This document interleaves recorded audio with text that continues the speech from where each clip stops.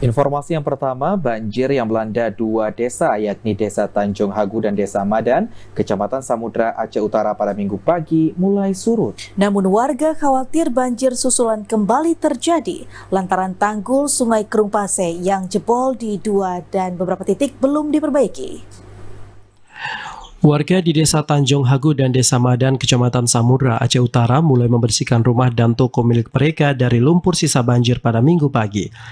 Meskipun banjir telah surut, namun masyarakat masih khawatir akan terjadinya banjir susulan lantaran tanggul Sungai Krumpase yang jebol di dua titik hingga kini belum diperbaiki. Menurut warga, tanggul tersebut mulai jebol sejak perlahan pada akhir Desember 2022 lalu, namun hingga kini belum diperbaiki. Dikhawatirkan tanggul yang jebol akan melebar sehingga bukan hanya berdampak pada dua desa, namun dikhawatirkan berdampak terhadap desa lainnya.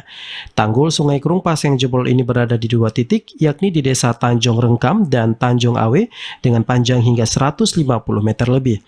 Salah seorang korban banjir, Yusuf, mengaku semenjak dua titik tanggul itu jebol, banjir kerap melanda sejumlah kawasan di sekitar tanggul saat debit air Krumpase tinggi. Bahkan banjir terjadi 5 hari sekali. Warga berharap agar pemerintah segera mengatasi permasalahan tanggul yang jebol sehingga warga bisa beraktivitas normal tanpa khawatir banjir.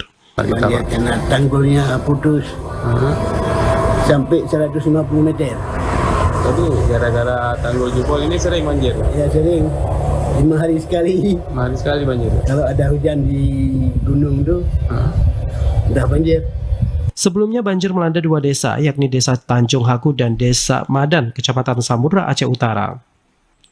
Banjir terjadi akibat tanggul Sungai Krumpase di kawasan tersebut jebol, sehingga air merendam ratusan rumah warga di dua desa. Dari Aceh Utara, Fajar Sidik, TVRI melaporkan.